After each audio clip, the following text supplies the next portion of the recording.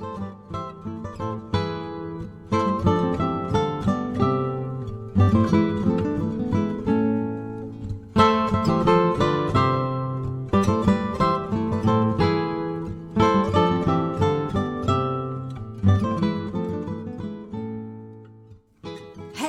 to all my time-travelling Tudor friends out there. It's Sarah, the Tudor Travel Guide here, back for another fun-filled episode of the Tudor Travel Show. And in this month's show, we are going Cromwell crazy. Of course, many of you will know that it was on the 10th of June, 1540, that Cromwell was arrested while attending council at the Old Palace of Westminster.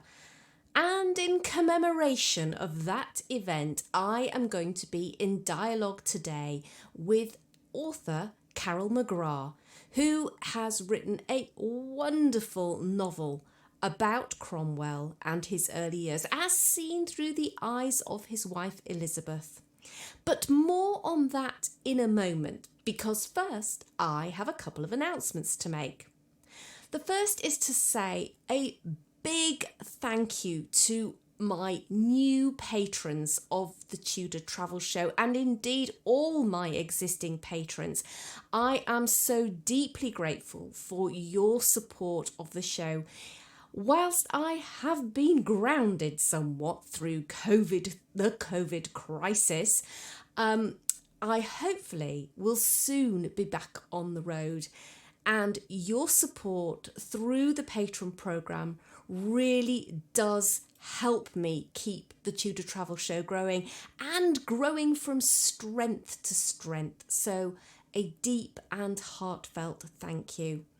And if you'd like to become a patron of the show, remember that you just have to visit the homepage on Podbean and look for the Become a Patron button, and that will take you to a page where you'll see all the wonderful perks and freebies on offer for as little as a sponsorship of $2 a month and upwards.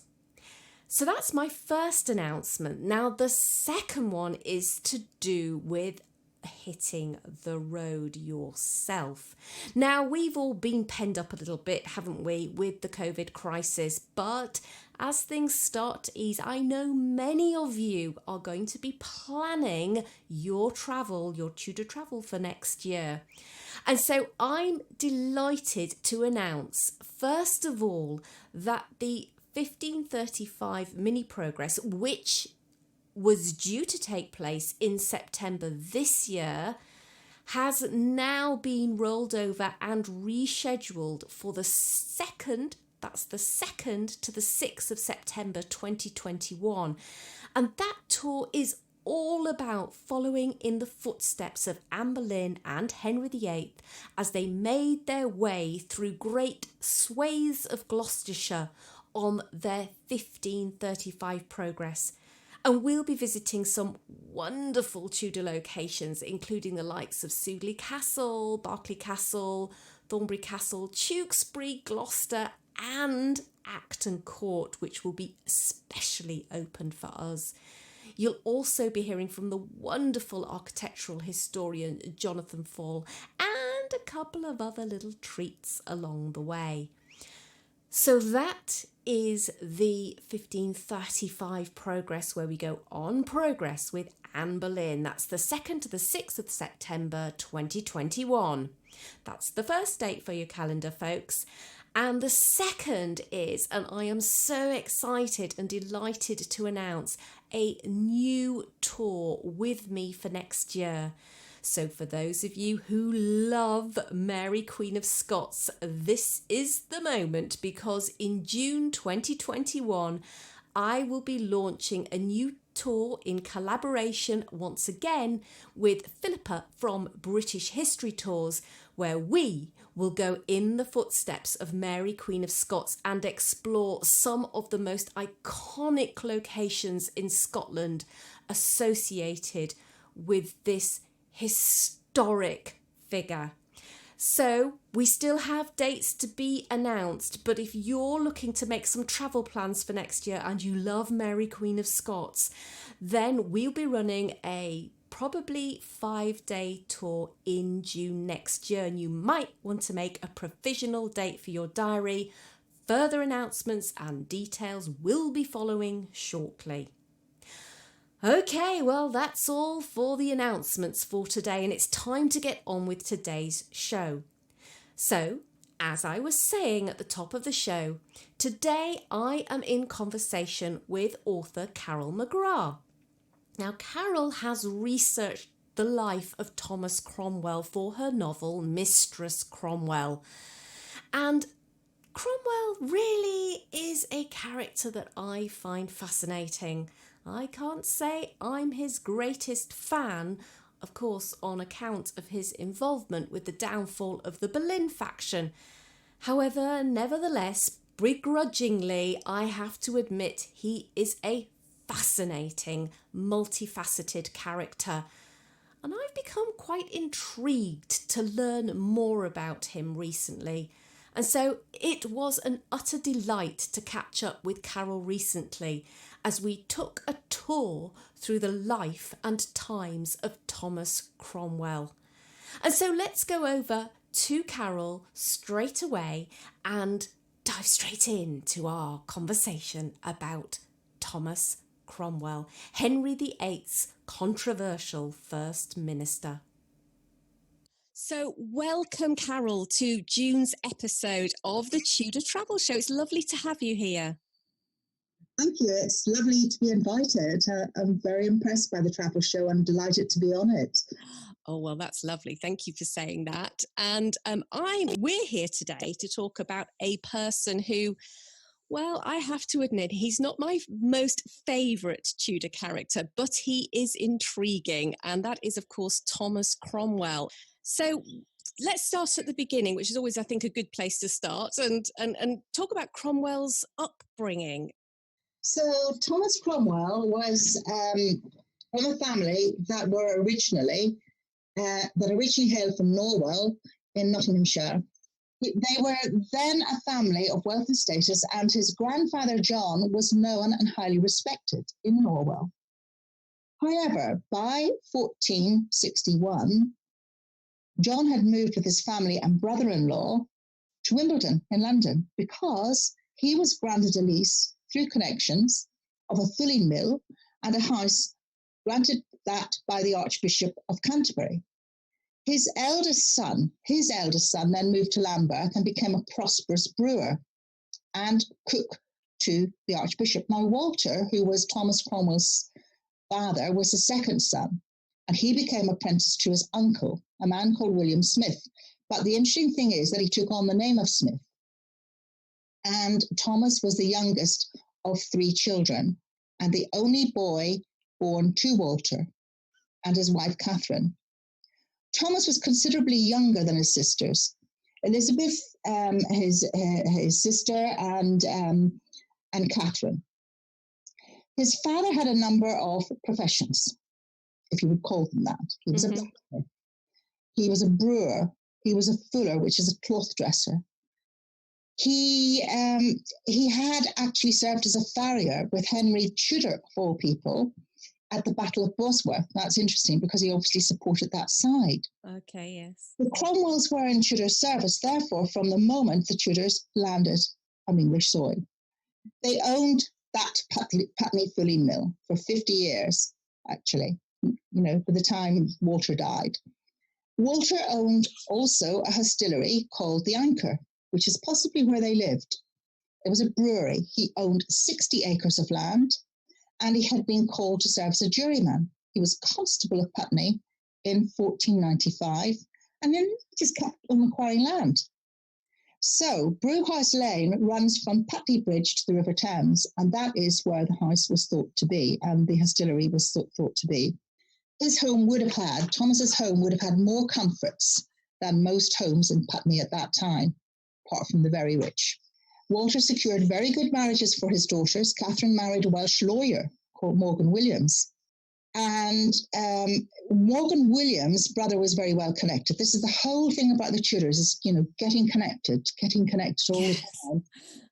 And so he was a steward to Lord Scales.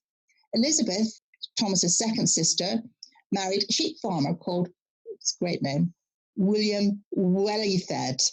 Ooh. No, well-fed. I'm actually just being quite plump. Now, Walter did get into trouble with the law. That is true. He was in trouble for watering down ale to be sold. That's one of the things he got into trouble for. Oops. And the second thing was he allowed cattle to graze far too freely on public land, and he had plenty of land of his own. And then in 1477, he was guilty of assault. So he was, a bit of rough.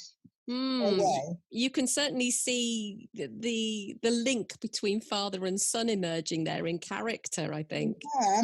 Up to a point. I think possibly Thomas was more controlled. But yes, he was streetwise. He also, in 1514, as late as 1514, when Cromwell was already quite successful as a merchant and lawyer, Walter fraudulently altered documents concerning the tenure of his lands, and he got into trouble over that. He died very soon after that. And it is thought that his wife, Thomas's mother, possibly remarried, possibly was still alive then and remarried, but nobody knows. I mean, that's not for sure. His father was like a landowner and a businessman, and, as you say, very streetwise, quite savvy and prepared to push the boundaries a bit. Yeah, and the second son with this, a brother who had been well connected. So Thomas had said later in life that he was a ruffian in his young days. He told that to Chapuis, the Spanish ambassador. But Chapuis claimed, and you can't believe everything Chapuis writes or says, actually, it is thought. Chapuis claimed that Cromwell was an ill-behaved youth and after imprisonment had to leave the country. Well, that's not strictly true because, there's no details of Thomas's childhood, and he probably did have schooling. Pauline Shedd, who wrote at the time of Queen Elizabeth I, often said that Thomas Cromwell was self-taught. But he probably got a basic education because, as you know, now from ages 7 to 9, children often left home to enter hard service in the house of other people. But there's no record of Thomas as an apprentice, so it's very likely he was being educated. There are hints of possible things that may have happened to him after he left home, which would have been around about 1503. And he would have been 18 years old then, because Thomas Cromwell was born in 1485. A very fateful year. Yeah, very. He left for employment abroad, possibly with merchants. He possibly had a job on a ship. But this is where he started to show his talents. Now, he initially, we don't know if it was exactly initially, but he did offer himself as a mercenary for the French. The French were at war with the Italians at that time, or at least a group of Italians, and Italy was various states then. So after fighting for the French as a mercenary, trying to make money, of course, when the French surrendered, Cromwell deserted his post. Well, he was a mercenary, so it was okay for him to desert his post, and what else could he do? So he started wandering a bit in Italy. And Italy was, at that time, very vibrant culturally. And this brings out the more interesting things about Thomas Cromwell, because he got caught up and influenced by the Renaissance. Now, he entered a household of a very wealthy Italian banker, but the story goes that Thomas Cromwell found himself in Florence. And of course, Florence was a city-state at that time. And these Frescobaldis who found him, as begging on the street, basically, realized he was quite a refined beggar, quite interested in everything around him and sharp and witty.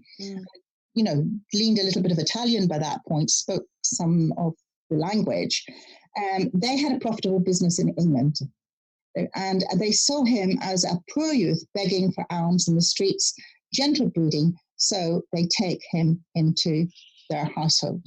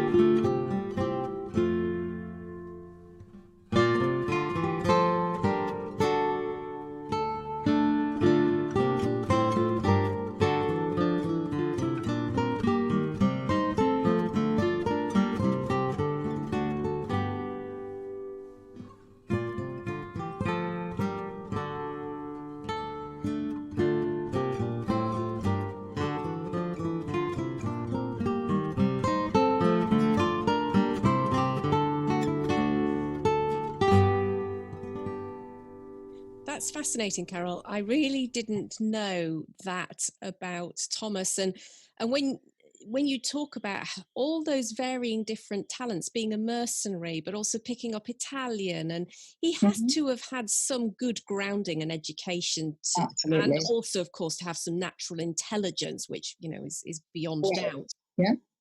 So the first talent that Thomas Cromwell manifests is he was very good at winning favours with the elite. He served the Frescobaldi very loyally and very ably, because that was one of his good qualities. He was a very loyal servant. Mm-hmm. He knew excellent well how to accommodate himself to the wishes of others, and could, when it seemed to suit purpose, dissemble his passions better than any man in the world. The Tudors use that word a lot, dissemble. What does dissemble actually mean? What did that mean he did? Well, I don't think it meant he necessarily lied, but he could conceal the truth. Oh, right. He could avoid, he could cover up his own emotions very easily, because they were quite emotional. They did have quite a lot of emotion, the Tudors, I think, but he could actually conceal them. And that's something that would be very useful for him when he entered court.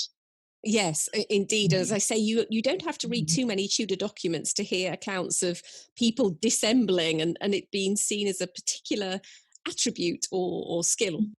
How did he go from that position within the Italian household to finding his way back to England and entering the royal household? What's the story there? Okay, so he then went with the Frescobaldis to Venice. And we don't know exactly, but it was obviously an agreeable parting, because Frescobaldi gave him a generous parting gift. He gave him 16 golden ducats and a horse. Wow. And Thomas Cromwell then became, probably through connections, it was probably arranged, an accountant to a Venetian trader. Now, he may have left for this person for the Netherlands. And trade between Venice and Antwerp was very big at that point, very successful. Also, there was an awful lot of English and English wool exports and finished cloth exports as well. So he got involved when he was in Venice, I think probably more likely when he was in Antwerp, with the merchants of the English house, the merchant adventurers. So that was his link back to England again, was Venice, working for the people in Venice to Antwerp. Mm. He's very European. He's very international, isn't he? Yes, even at that very young age. Yes, and importantly, he became, very influenced by fine cuisine and musicians and Tuscan wine and art and that sort of thing. He also, interestingly, whenever he was in Italy, became interested in Machiavelli. Sounds like he had the perfect blend of characteristics for the Henrician court. He had that kind of brutish thuggishness, but there was also this incredible level of culture and talent and intelligence, which Henry seemed to value. Yes, and Henry did, and it's one of the things he valued in Wolsey as well. I mean, Henry really did value that in Wolsey. So let's talk about Wolsey then, because obviously at some stage Cromwell enters Wolsey's house. How did that come about? And maybe you could tell us of some of the highlights of their time together. I need to go back a little bit, but I'll be succinct with this. For the wool trade, he went back to England. And around about 1512, he was in England. And he also was doing a little bit of lawyering at that point. So he got a bit of that from his work for the Venetians and also for the merchant adventurers.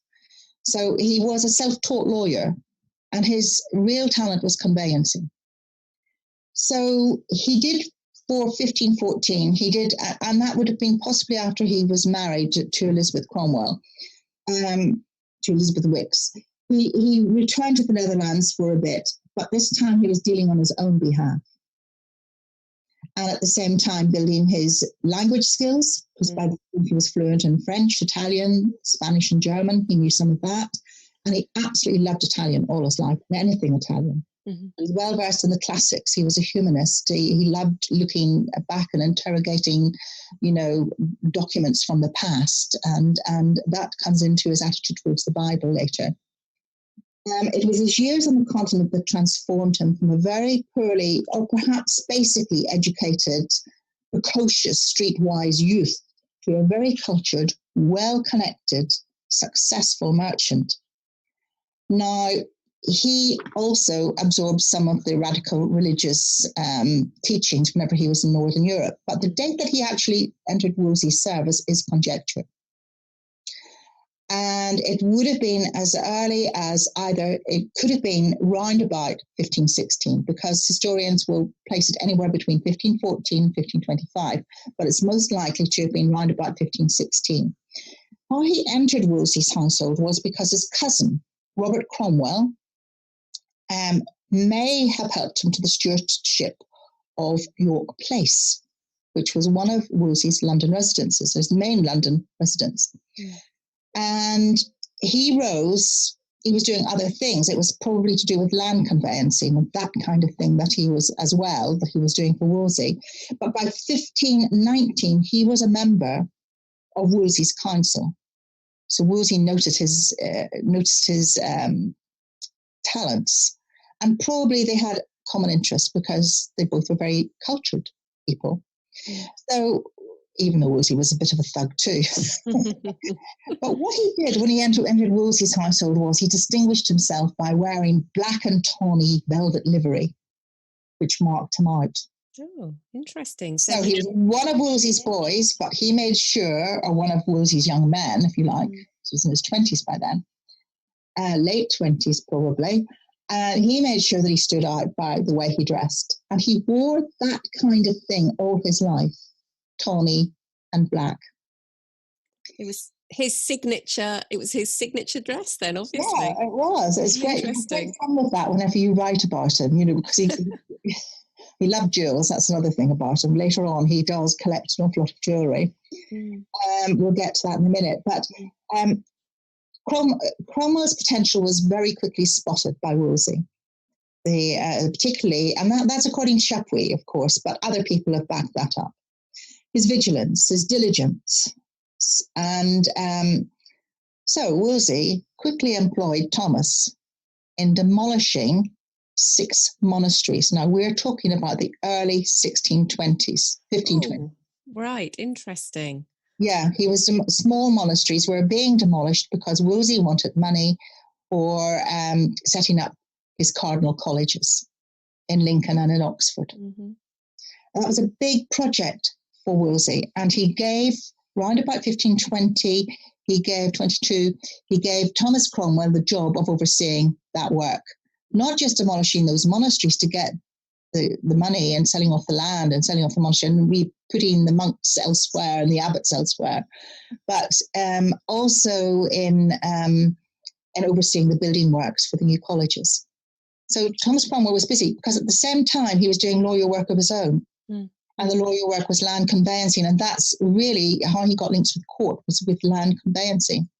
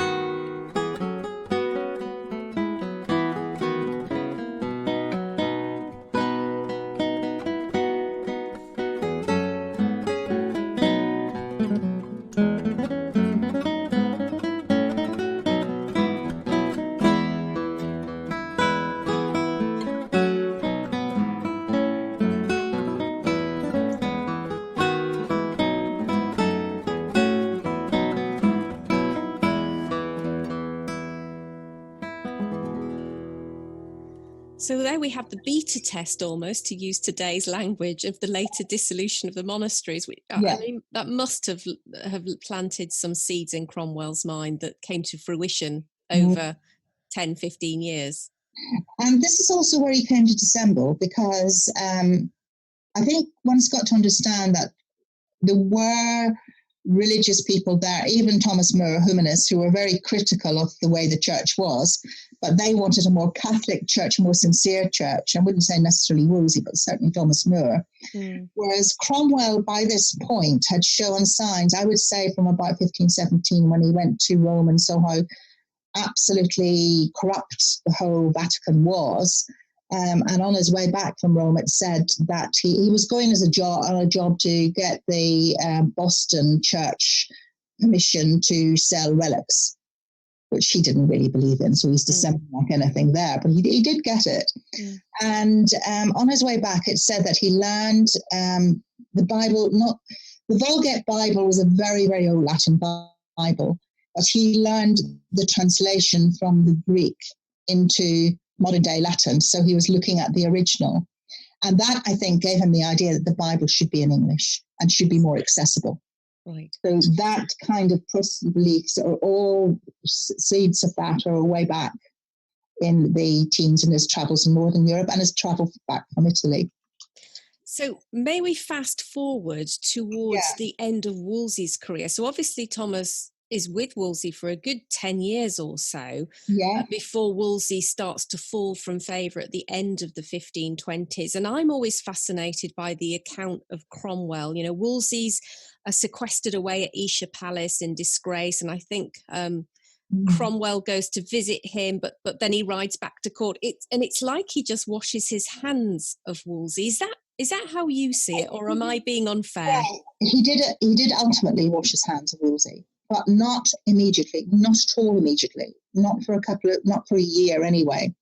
What happened was that Wolsey was sending him, all the time he was employed for Wolsey was sending him to speak on affairs with Henry, especially once it came to the King's great matter. He was a kind of go-between. And so Cromwell knew how to ingratiate himself. And of course, he was having a legal career at court as well. So Wolsey gave him his in into court. So he had risen by 1522 to be a gentleman. And he worked very hard, because he would rise we know from his letters, because he dated his letters right from the time whenever he was writing them, not just the day. So he rose at 4 a.m. Interesting. Helpful. Had around midnight. So he, to connect this with the fall of Wolsey, Cromwell was a deeply pragmatic man. That's one thing you need to remember about him. He had a very shrewd and penetrating mind, and never allowed personal prejudices to interfere with business in hand. And he was also very loyal to a master. So whilst he was ruthless and possibly a little bit corrupt, which with the monastery dissolutions, he probably skimmed off quite a bit for himself, but Wolsey turned a blind eye to that. Henry wanted the annulment of his marriage, of course, and it's very likely that Thomas was set to work preparing the ground for this divorce. So he knew a lot about it, so you've got to remember that too. Now, on All Hallows Day, 1529, Wolsey had been disgraced and was sent to Esher, and his downfall was imminent. Now, George Cavendish, this is where you've got to remember, it goes back to All Hallows Day, which would be October 29. And Thomas Cromwell was found by Cavendish, who is Wolsey's biographer and worked for Wolsey at the time. So this is an original source. I encountered Cromwell in a window embrasure of the great chamber at Esher. And Cavendish writes that it was a very rare display of emotion and piety. He observed a very rare display of that, because Cromwell was reciting Our Lady's Matins, and he was in tears. So Cavendish asked him, about that, and he said that he was distraught, not just because of Wolsey, because that's what Cavendish thought. He asked, are you distraught because of Wolsey? And Cromwell said, nay, it is for myself and my unhappy adventure. For I am as like to lose all I have laboured for all the days of my life. for doing my master time and diligent service. An evil name, once gotten, will not lightly be put aside. So he was because his influence, his influence at court really rested entirely on Wolsey's survival at that point. So he thought with the end of Wolsey, that was the end of him, essentially. He did. And through Thomas Howard's influence, that's the Duke of Norfolk, strange alliance for Cromwell and Norfolk, because Norfolk was such a snob and looked down his nose. Mm-hmm. The whole family also looked down their nose at Cromwell. Thomas Howard helped him to be a burgess in Parliament at that time. He'd been in Parliament before Thomas Cromwell, but we'll jump forward to this. This is 1529 with the fall of Wolsey. And Norfolk at that point called Thomas Cromwell sharp witty, and but at the same time he was such a snob, and also, as we know, Norfolk was not at all keen on Wolsey. But in that Parliament, as he was in and out of that Parliament, Thomas Cromwell was very loyal to Wolsey, and represented him and tried to do well by Wolsey. He was trying to get Wolsey back into favour, probably because he felt his influence depended on Wolsey's survival at that point. And I do think he did care about Wolsey then. Wolsey's enemies did dominate the court, and Norfolk in particular wanted to engineer Wolsey's complete destruction. So Cromwell was surrounded by enemies at court. Even so, he still stuck up for Wolsey because I think, this is just my opinion, I think he had observed that the king was wavering and had a lot of love for Wolsey, because that love goes way back to when the king was a child. So, and he depended on Wolsey much more than he ever in the future depended on Cromwell. And what was happening was that Cromwell, at the same time, as all this was going on and he was fighting Wolsey's corner, Cromwell was actually getting more and more established at court.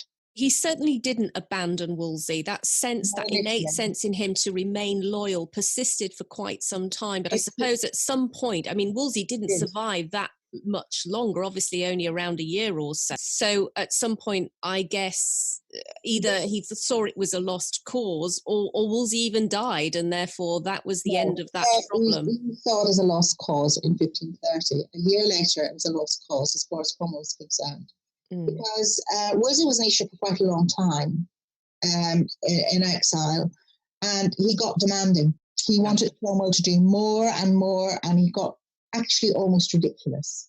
He got paranoid, and Cromwell began to run out of patience because Wolsey actually got greedy because he thought he was going to get a settlement, and he didn't want everything taken from him, and he wanted Cromwell to fight his corner for this and that.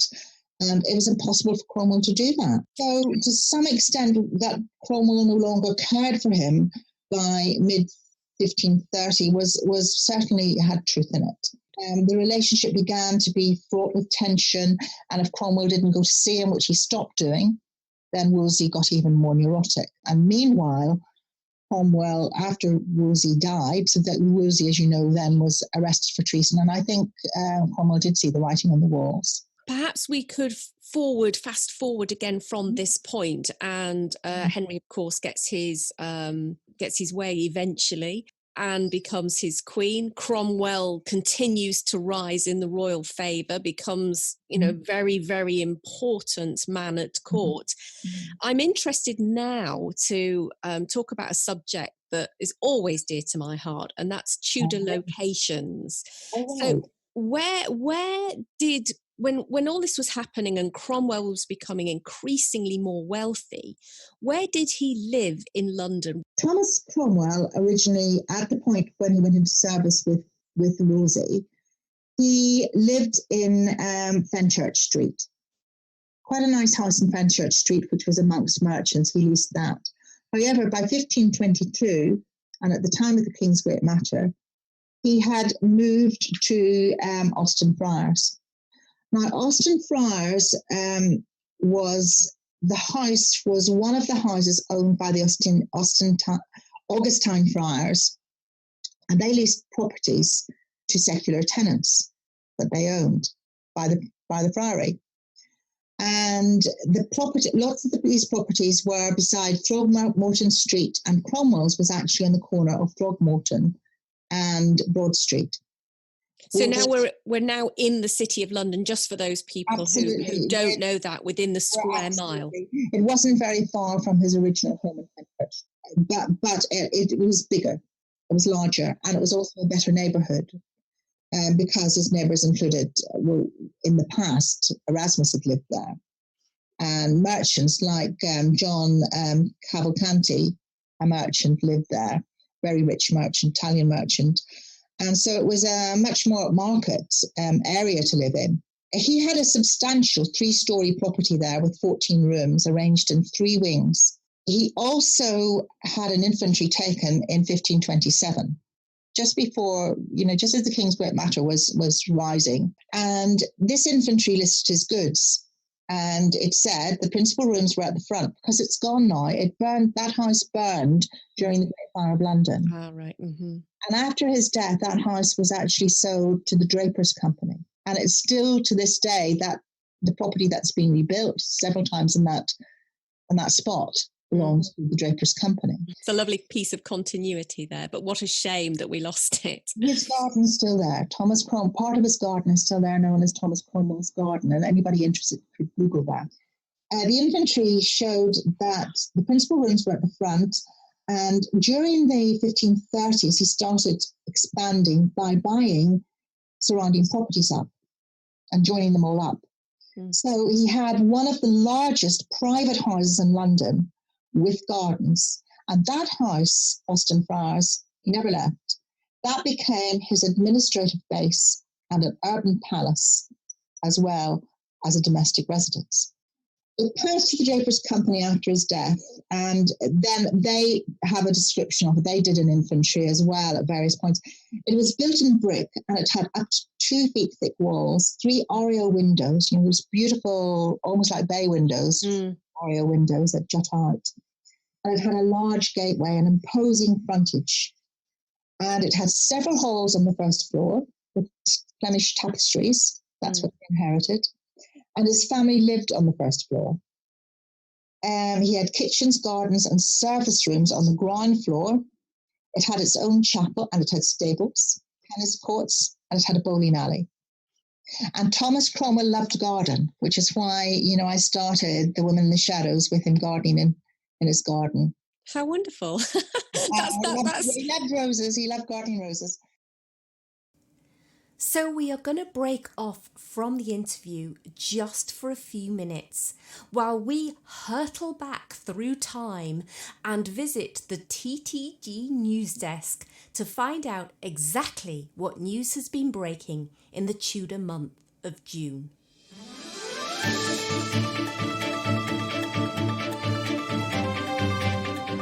Welcome to the June O'Clock News with your newsreader, Robert Cole. Here are the Tudor headlines for the month. Henry VIII and Francis I meet in the Pale of Calais for a historic summit. Jane Seymour is proclaimed Queen at Greenwich Palace. Thomas Cromwell, 1st Earl of Essex, is arrested at Westminster. And Henry VIII marries Catherine of Aragon at Greenwich. Good day, and now for our top story. Today is a historic day. The much talked about peace summit between His Majesty King Henry VIII of England and King Francis I of France has got underway with a meeting of the 2 young monarchs on neutral ground between the English camp at Guisnes and the French camp at Ardres in the Pale of Calais. The aim of the summit is to cement an alliance of peace between the 2 countries. Masterminded by Cardinal Thomas Wolsey, it is due to last 18 days, during which a peace treaty will be signed between these 2 great monarchs of Christian Europe. Afterwards, great celebrations are planned, including a tournament of arms and a series of feasts in which the French king will be entertained at Guisnes by Queen Catherine of England, and His Majesty will be entertained by Queen Claude of France at the French encampment at Ardres. As ever, our roving reporter Bess Cavendish is on site in the Pale of Calais, where the event is taking place. Bess, can you tell us what has been going on there today? Hello, Robert. I'm here just outside King Henry's magnificent temporary palace, which has been constructed in a matter of weeks by English craftsmen. Inside, the King, alongside his Queen, Catherine, is celebrating the successful opening of this truly historic event. Of course, they're joined by the rest of the court, including the cream of England's aristocracy. And I can tell you that spirits are high. This event has been some considerable time in the making, hasn't it? Why has it happened now? Well, you might remember that it was mooted first back in 1514. That's 6 years ago. But for various reasons, the meeting has never quite come to pass. However, with the renewed threat posed by the Ottoman Empire and the Pope's encouragement that Christian princes must unite to ensure the safety of the Christian world, this summit was, in the end, brought together in a matter of weeks and on a scale which is simply mind-blowing. Can you tell us about the moment that the two monarchs met? Yes, of course. As you say, they met on neutral ground between the two encampments, and it was quite a spectacular sight, as both the French and English courts accompanied their monarch up onto two opposing ridges overlooking a valley. And from there, both kings broke away from their respective ranks and rode down into the centre of the valley, where a tent covered with cloth of gold had been pitched. I watched them both as they dismounted from their horses and, taking their caps from their heads, heartily embraced one another as if they were brothers. Then, alongside Cardinal Wolsey, both monarchs disappeared inside the tent for a private meeting. Has the Treaty of Peace been signed? Yes, the first business of the summit was to conclude that peace treaty. And with that out of the way, as you might expect, the tournament and all the associated celebrations are due to get underway. And they are planned to continue over the next 18 days, with the closing ceremony due to take place on the 24th of June. And how is the event being seen by those present?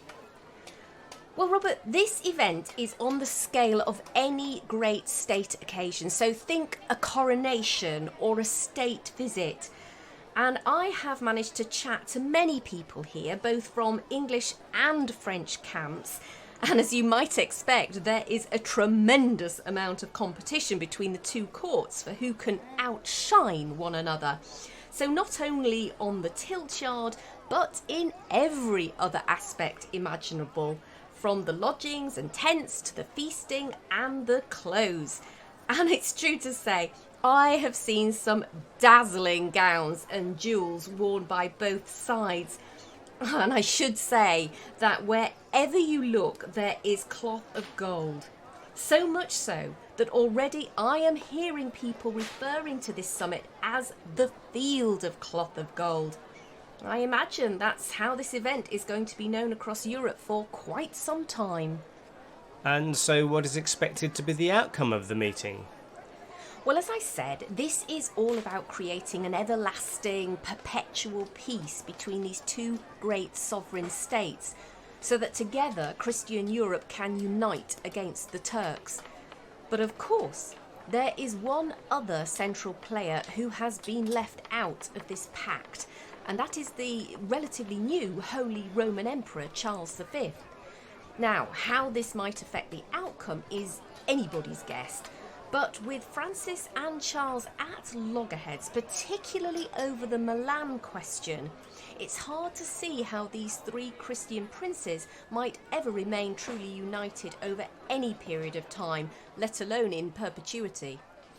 Well, thank you for that, Bess. It does sound like quite a party is getting underway there over at the Pale of Calais, but we will all have to wait and see how things pan out over the longer term. And that concludes this month's TTG News Desk, and we will return in July. But for now, it's back to the 21st century.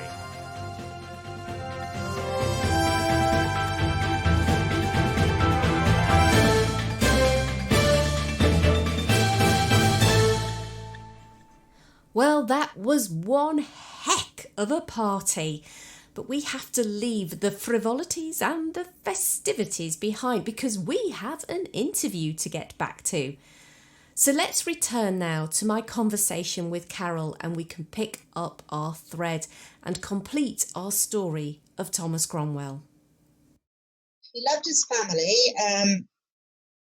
He had 3 children with Elizabeth Cromwell, who came from a background which was mercantile as well. Her father was a London merchant, and she was a widow because she had been married to probably into another cloth family, but her actual first husband, we don't know an awful lot about him except that he worked in the King's Guard. He was part of the King's Guard.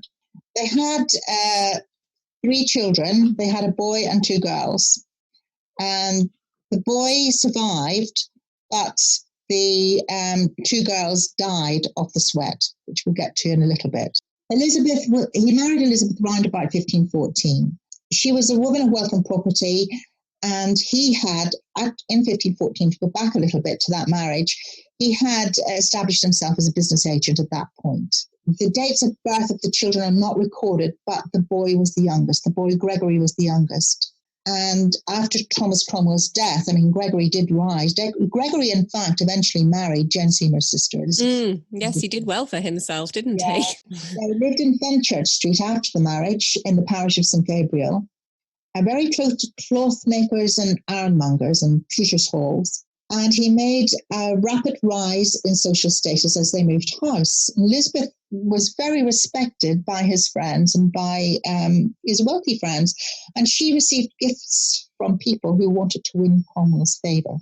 She superintended the children's education, and most affluent households would, of course, send boys away for their education or employ a tutor for them. So at the age of 7, Gregory was, that was fairly early on. I would say Gregory was born about 17 or 18. Certainly no later than 20. So let's say around about the mid-20s, Gregory was being groomed for a future career. His father probably wanted him to enter the professions in the law trade. So he was taught by John Palgrave, who had been a former tutor to Mary I, to Mary. The very best. Yeah, the very best for him. And also Palgrave had been a tutor to Henry Fitzroy. Now, he probably got that through Wolsey because Wolsey ended up falling out with Palgrave, so Palgrave was dismissed.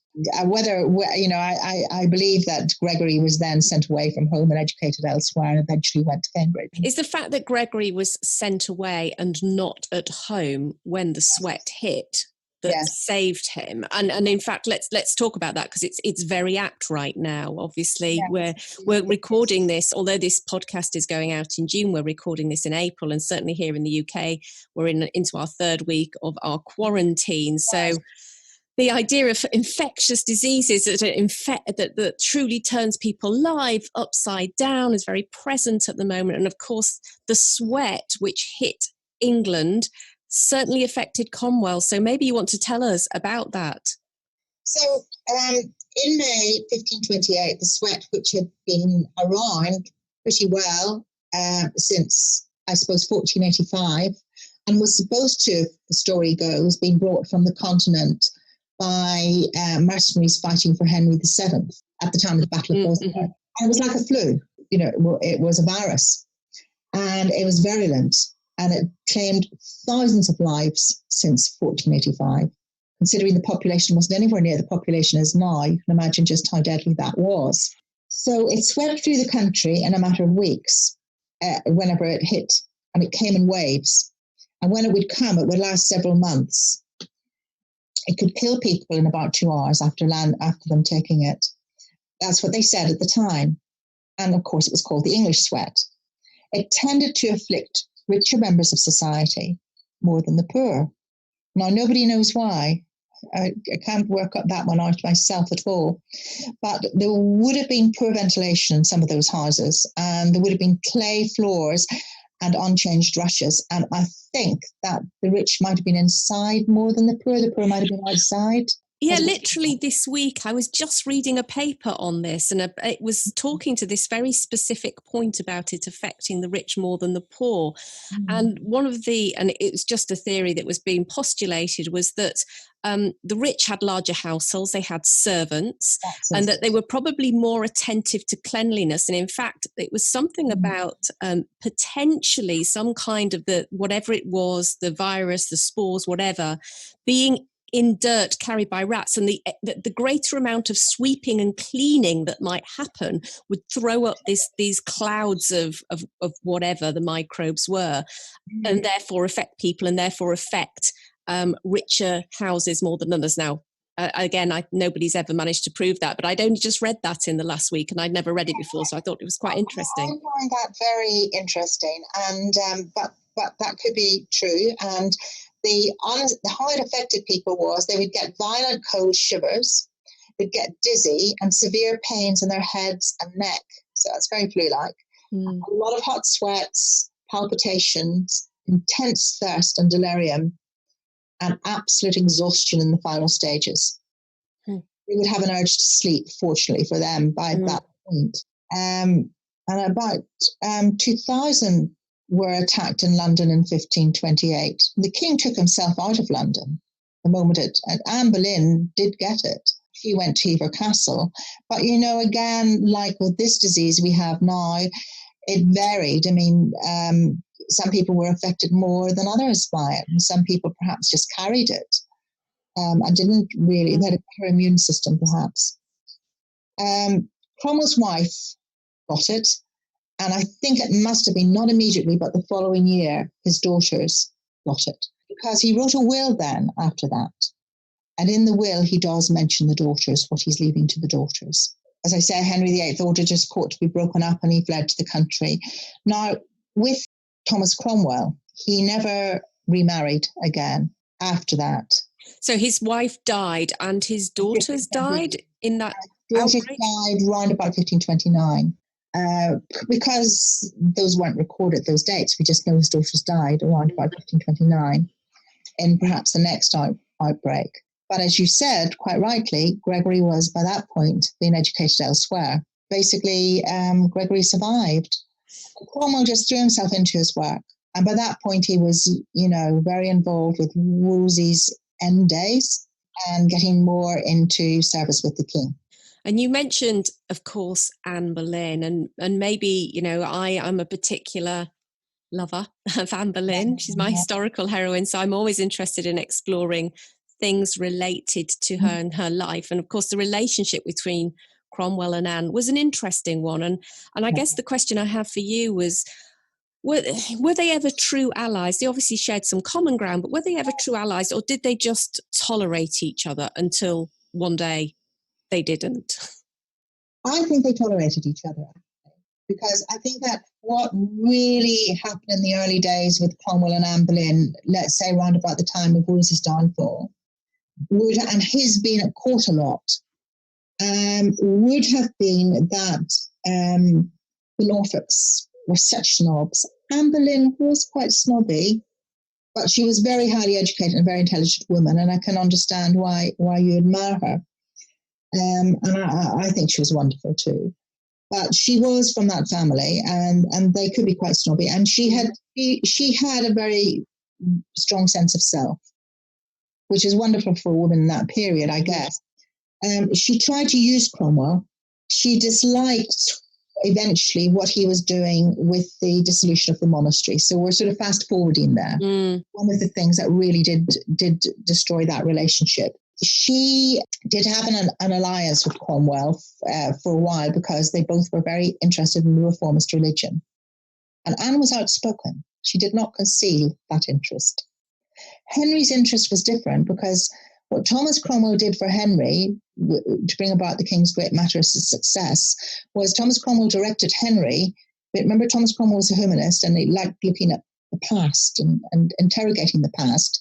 So he was taking him back to the pre-Norman church. And the pre-Norman church was a royal church. The king and queen had much more power in the Anglo-Saxon period than Rome did. Not until about the 11th century did Rome start flexing that properly. And then you get the great cathedral building and so on.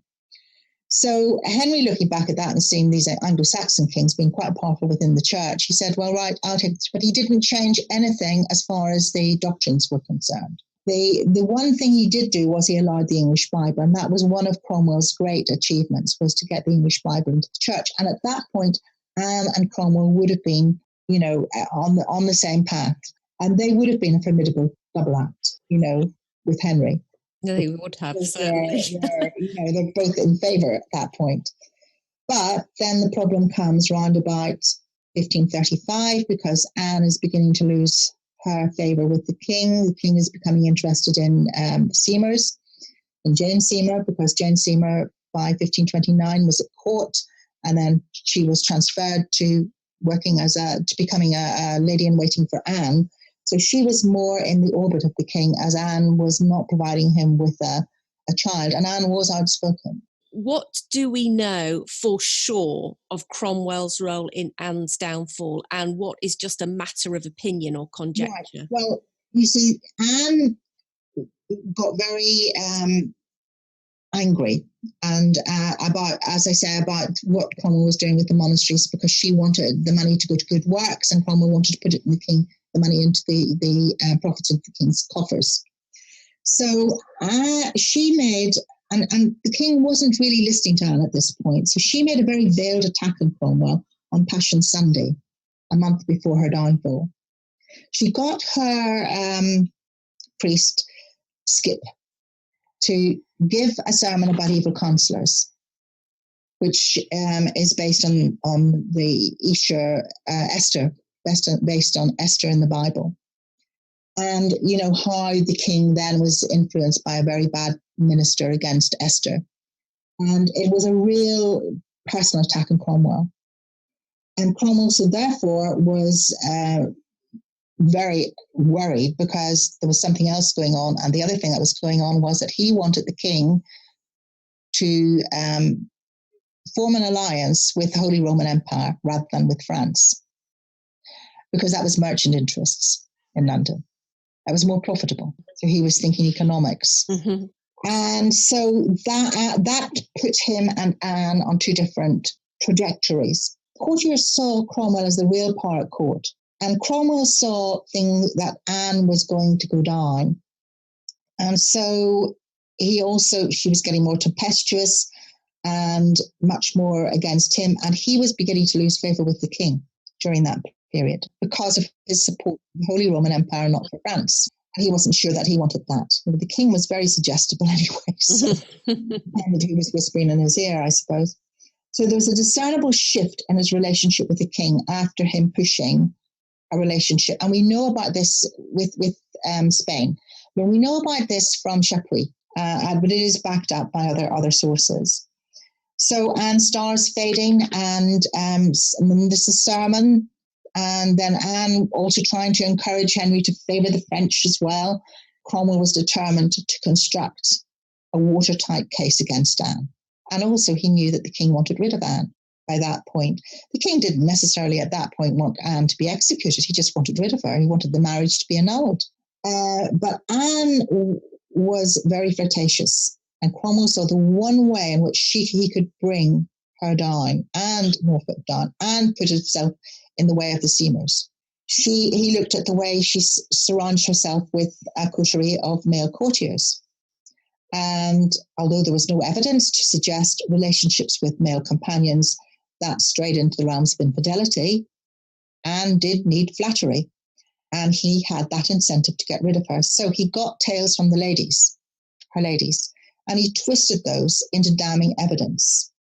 So by the end of April, there were whisperings into Henry's ears of suspicions. He made alliances with people he would not normally make alliances with against Anne, like Carew, whom he brings down later in the 30s. Oof, Knight of the Long Knives. And people like that. So he pulls out an old law, and he sets up an old procedure to set up a court for investigating past crimes. And he puts his friends in charge of those. He gets jurors in Norfolk and Suffolk away from Anne, to do this. And Anne doesn't know what's going on. And it all happens very, very quickly. And so therefore, he was able to do that. And the rest is pretty well history. He set up people that perhaps he should never have set up, like Brereton. And the reason he set up Brereton was in Wales at the time. He was nowhere near Anne. And he set up Brereton because Brereton was dominating the monasteries in Cheshire. And he was against it. Now, he was interfering with Cromwell's efforts to close those monasteries and take lands from those monasteries. Brereton was blocking Cromwell's attempts at religious reform. And so, whilst he was never really part of Anne's circle, he got Brereton. It was a good opportunity just to do a clean sweep of the board and get rid of. Years old, so he wasn't one of these young courtiers who's getting around Anne. Gosh. But of course, the weak spot was Smeaton, because he brought Smeaton to one of his other properties. Now, you asked me earlier about his residencies, and you asked me, or at least I think you're interested in, if he did actually have a country house. Yeah, because most nobles did have a country seat, and I just couldn't remember what that would be for Cromwell. Yeah, he did have a country house, and the country house was near St Dunstan's Church, and it was a mansion called Great Place, in a part of which was basically very like Chelsea nowadays. It was in Stratford. And it was set amongst orchards, and it was somewhere where he wrote himself that summer seems to linger in the garrets where the fruit's stored. So he loved to go there. And that is where he took Smeaton, was to his country residence. Because at that point, that area was a country residence. Sorry, it was Stepney, not Stratford. And of course, now that's just enfolded into the suburb of London, and you wouldn't think for a moment that would be a country residence, but of course, London was so much smaller, and so that would have been open countryside. That was his country residence, and that's where he took Smeaton. He didn't take Smeaton to Austin Friars; he took Smeaton down there.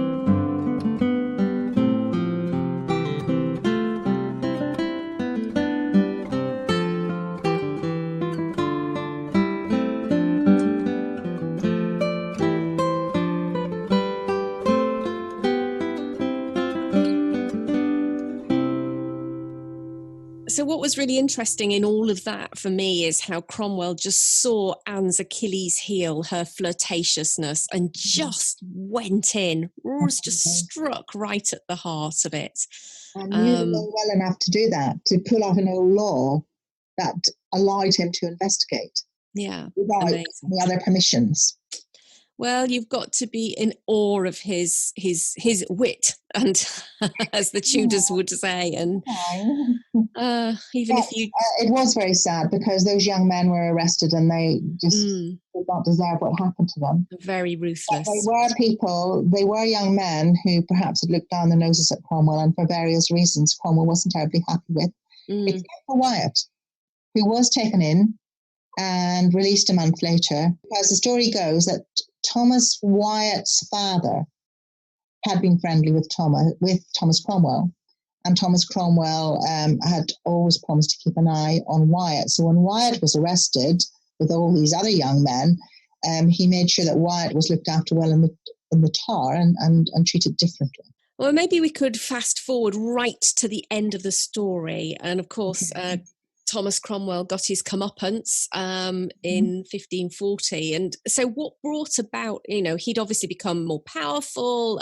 He'd been created the Earl of Essex, right, in that period. But he got enmeshed with procuring Anne of Cleves as a bride, and shortly after ended up in the Tower. What was the tipping point in Cromwell's downfall? Partially, I think it was Henry's suggestibility.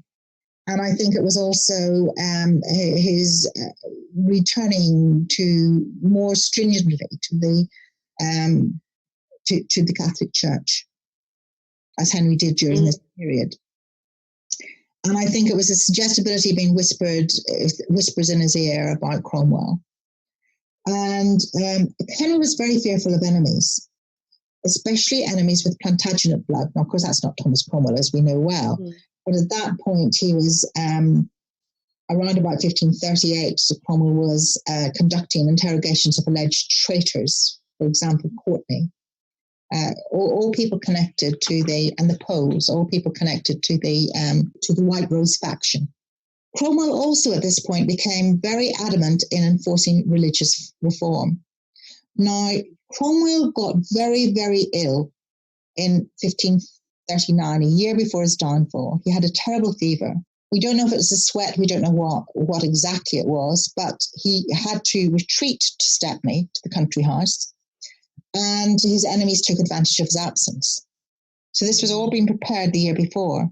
And meanwhile, he was also, the religious side was being prepared the year before to bring him down. That was Norfolk leading that. And whilst he was ill, Norfolk set up a statute of proclamations that the council passed, where there could not be, you could be made a heretic very easily. You could be accused of heresy very, very easily. However, the Flanders Mayor comes along. There's the Holbein story where, the beautiful portrait was done and so on and so forth. And by this point, of course, Henry was no beauty. He had a waist of 52 inches. He decided he did not want to have this marriage. Even before the marriage occurred, he didn't want this marriage. And that was to do with alliances as much as anything. He didn't really want that alliance with Flanders. He did not want an alliance with a Protestant country. So that ties up with the whole Norfolk whisperings as well. And he decided that she wasn't any beauty. Henry sent Stephen Vaughan to investigate Anne of Cleves to find out if there was any way in which a marriage to Cleves or a Cleves contract could be broken. And so the Lorraine contract that Anne had previously been involved in came to light, and that had never been mentioned before. It was that she had been contracted, she'd been betrothed to the Duke of Lorraine before being betrothed to Henry. But the reason that contract was broken was because the Duke of Lorraine died. But during that time, even while Cromwell was negotiating the contract with Cleves, Henry was still granting Cromwell estates. And that's when Henry was going back and forwards all the time, listening to this one, listening to that one. And he had just made him Earl of Essex. And of course, Cromwell thought he was safe. He thought he was back in the king's favour, although he was uneasy because on the 6th of June, he admitted his unease to Risley. And of course, on the 10th of June, Cromwell is charged with treason when he enters late that day to the Privy Council. But of course, the Anne of Cleves marriage had gone ahead previous Christmas. And of course, Anne of Cleves for 6 months was, paraded at court by Henry and all the rest of it. But meanwhile, he was saying to Cromwell, you've got to get me out of this. She's got evil smells. I can't consummate the marriage. And so basically, whilst Henry was listening at the same time to whispers about Cromwell, it is said by our friend Chapuis, the Spanish ambassador, this bit you can't necessarily believe, he said that Henry was very shocked because he heard that Cromwell had taken bribes from Cleves to arrange the marriage. I see. And that he had also far too many servants in his pay, and that Cromwell wanted to marry his own daughter Mary, and that Cromwell wanted to make himself King of England after Henry died by marrying Mary. Henry, of course, was shocked by all of this, which was whispered into his ear. But this is only Chapuis talking, but, there could be truth in these rumours. Mm. And Henry said, I must inform you that I greatly suspect him of a design to raise an army and murder me. That's what Henry told the councillors, according to Chapuis. For only a few days ago, Cromwell had the effrontery to ask me for my daughter Mary to wife. And that was about May or June 1540. And Norfolk then pushed Catherine Howard during that month, during April, in fact, in front of Henry's nose. And so that all brought Cromwell down. And they accused him of treason. And what they accused him of was basically the greed, that kind of thing, and also of heresy. And it was really the heresy charge that destroyed Cromwell. Previous year, Cromwell had actually willed a lot of his property and money away because he was very scared the previous year, around about the time when he'd been ill. Now, whether it was because he was so ill or whether it was also because he was scared of losing favour, it's a bit of both, I think. Yeah. And that he had secured a lot of his property for his son, Gregory, and I see. A lot of, things. So the crown couldn't get their hands on it, essentially, at that point. But they did get their hands on Austin Friars. And I think they got their hands on the Stepney property as well. And interestingly, in the cellars of Austin Friars were an awful lot of reliquary. And the value of the reliquary wasn't the relics, the fingernails and the bits of the cross and all of that. The value of the reliquary was the actual reliquary vessels in which they were stored, with jewels and gold. Oh, wow. How fascinating. That was added wealth that Cromwell had squirreled away. Because he did not believe in relics. I would love to have had a fertile around that cellar, that's for sure. Okay, so I think we've probably come to the end of our conversation, but maybe you could just round off, Carol, by saying, what do you think is Cromwell's legacy? I think his legacy certainly was the Reformation. He really pushed that Reformation. The problem was he pushed too hard. I think to do with the Reformation, it is the Bible in English. And his interest in that goes way back to the beginning of the 20s. I think he was a brilliant legal mind who applied himself to businesses. So he was very successful working for the king. He promised Henry he would make him rich if Henry employed him, and he made Henry rich. And Henry also spent an awful lot of money as well. His talent with the King's Great Matter is credit to his intellect, that he was able to look back legally, perhaps in some ways, to the royal church that had existed in pre-Norman England. He brought about a revolution in government because he brought about social reforms that improved the living standards for all, especially Henry's poorest subjects. He insisted that Parliament was called quite frequently so he could get all his laws through, especially laws to do with the Reformation. That was very close to his heart. It was close to his heart, but it also enriched Henry. And he built up a healthy treasury.